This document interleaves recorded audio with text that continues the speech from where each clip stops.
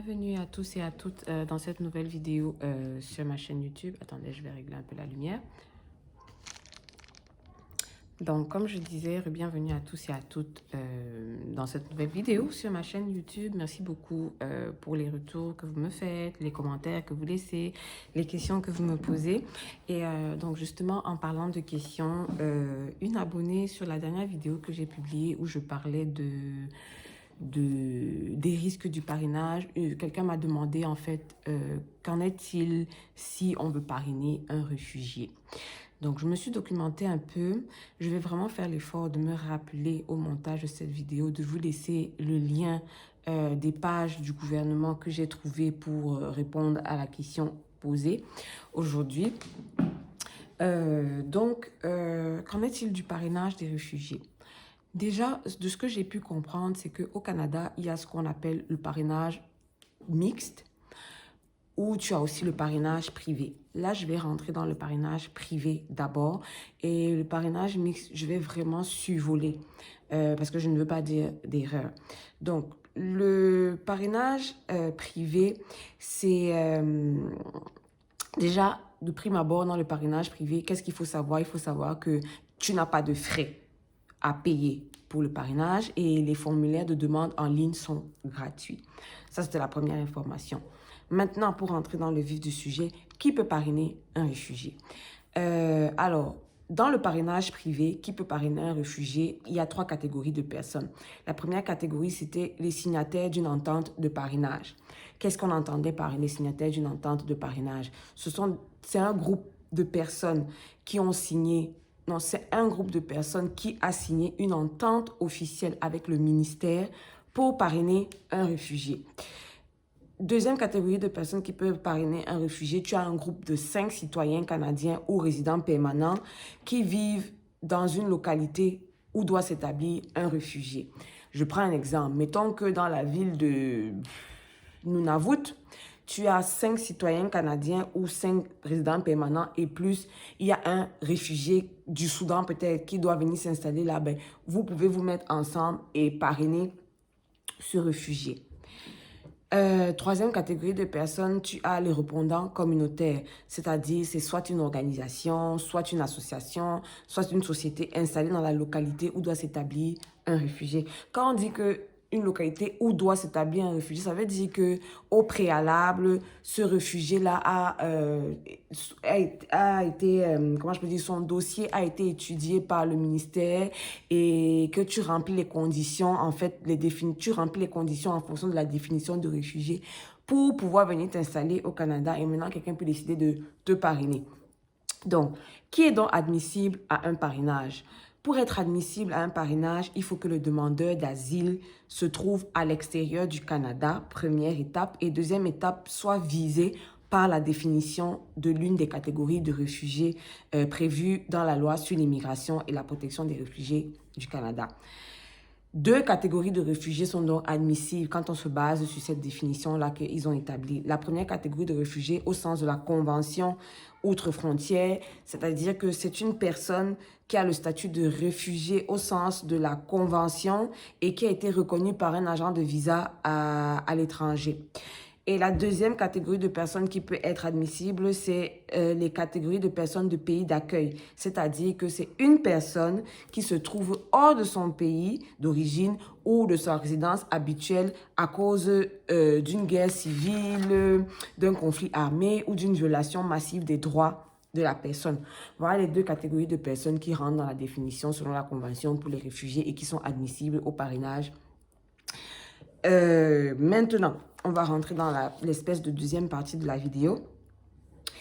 Les familles de réfugiés avec enfants, donc mettons que par exemple, c'est une famille de réfugiés, donc papa, maman, et vous avez des enfants.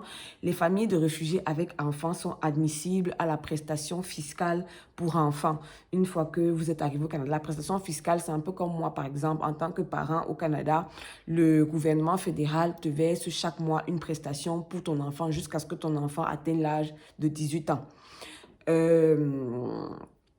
Donc, les familles de réfugiés avec enfants peuvent avoir droit à cette prestation. Une fois que vous arrivez au Canada, il faut faire la demande. Si vous faites la demande le traitement de la demande peut aller jusqu'à 2 mois avant que tu aies la réponse. Et généralement, si on t'accorde cette prestation, si votre enfant on peut vous verser les prestations rétroactives, c'est-à-dire qu'ils rentrent souvent dans le temps à partir du moment où tu aurais dû toucher, on te fait des versements rétroactifs. Si vous avez un enfant qui a 1 an au moment où vous arrivez au Canada et que vous faites cette demande de prestation fiscale, il faudra fournir les preuves de naissance de l'enfant.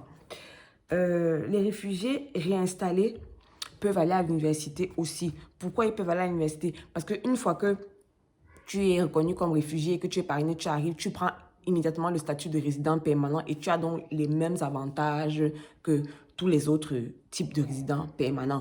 Et parce que tu peux aller à l'école, tu peux donc être admissible à demander un prêt étudiant.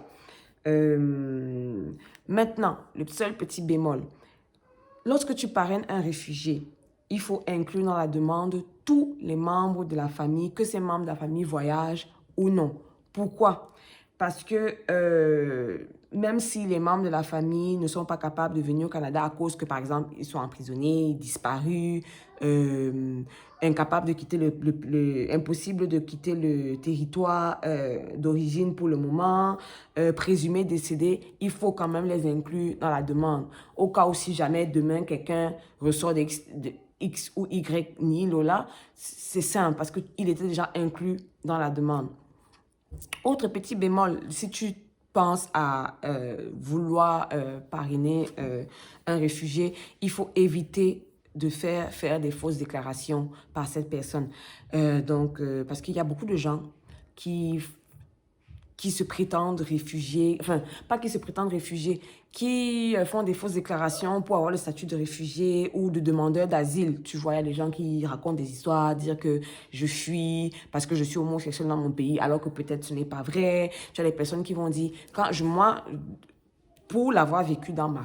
Enfin, comment je peux dire, pour l'avoir vécu de proche, par des personnes proches à moi, quand il y a eu les émeutes de 2008 au Cameroun, je connais une personne qui se retrouve aux États-Unis aujourd'hui, qui a fait faire une déclaration par son père, comme quoi que son père était un opposant au régime. Donc, quand il y a eu les émeutes de 2008, sa femme a été tuée pendant ces émeutes-là parce qu'il est un opposant politique, alors que ce n'est pas vrai. La personne aux États-Unis, je ne sais pas comment ça se passe aux États-Unis, mais ce que je sais, c'est qu'à date d'aujourd'hui, la personne n'a toujours ni le statut de réfugié, ni la citoyenneté, ni la green card, ni... bref, tu vois.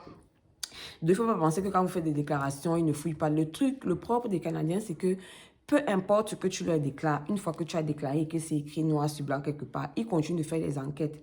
Laissez-moi vous dire qu'ils utilisent des pages Facebook que vous n'imaginez pas pour aller vous suivre sur Facebook, sur vos réseaux sociaux. Donc, tu postes tes trucs, tu crois qu'on t'a déjà oublié, tu t'oublies. Et c'est pour ça qu'il y a souvent des gens qu'on vient rapatrier, même après qui se sont installés, même 5 ans après, il y a des familles qu'on a rapatriées comme ça. Je parle en connaissance de cause pour le fait qu'ils utilisent des pages Facebook. Tu ne sais pas qu'on te surveille. La police, j'ai eu à porter plainte l'année passée, à déposer une plainte contre quelqu'un l'année passée. Et j'ai déménagé ensuite, j'ai changé de ville, j'ai changé de numéro de téléphone. Et j'avais même déjà oublié parce qu'on me disait que bon, la plainte suivait son cours. Comme je ne faisais plus la police derrière la police, moi j'ai oublié. Puis un jour en décembre, je pense de l'année passée, je suis comme ça. Quelqu'un m'écrit sur Facebook, un profil qui n'avait vraiment rien à voir. Je vois un profil avec une photo quelconque, c'était une photo d'un paysage. Et puis la personne m'écrit, est-ce que vous êtes mademoiselle telle? Je suis l'officier tel, travaillant au poste de police, telle ville, machin, matricule tel. Je vous écris par rapport à votre plainte. Juste d'abord rester comme ça, je me suis dit que ça c'est encore quel fraudeur. Je me suis dit, j'avais oublié la plainte. J'ai demandé à la personne de quelle plainte vous parlez. Là, la personne rentre dans les détails. Vous avez déposé une plainte telle date contre telle personne. Et en fait, je vous écris parce qu'on n'a pas pu vous joindre. Le numéro de téléphone que vous aviez dans la plainte ne fonctionne plus. Donc, on a essayé de vous envoyer des courriels. Et j'étais étonnée. J'ai demandé que vous, la police, vous utilisez des profils Facebook comme ça. Ils disent qu'ils ont au moins toujours des profils Facebook ou tout ce qui est réseaux sociaux. Ils ont des profils lambda pour aller faire les enquêtes, pour chercher, pour retracer les personnes. C'est là que j'ai compris qu'en fait, tu ne peux pas te cacher au Canada. Même si tu penses que tu te caches, quand la police te cherche, Ne crois pas que tu peux te cacher parce qu'on va toujours te trouver. Donc, c'était une petite parenthèse. Donc, si vous faites des fausses déclarations ou que vous incitez les personnes à faire des fausses déclarations, non seulement c'est un délit grave, mais toi, la personne qui incite les personnes à faire des fausses déclarations, ou si tu es au courant, ou si tu incites les personnes à faire de fausses déclarations, tu peux être sanctionné. Notamment, tu peux avoir une amende pouvant atteindre 100 000 $. Tu peux avoir une peine d'emprisonnement maximale de 5 ans ou l'annulation de ton entente de parrainage. Toujours dans le but du parrainage, là, on était dans le parrainage privé. Il y avait aussi ce qu'on appelait le parrainage mixte. Je ne voulais pas rentrer trop dans les détails. J'ai juste pris l'information qui m'intéressait parce que ça répondait vraiment à la question de l'abonné qui me l'a posée.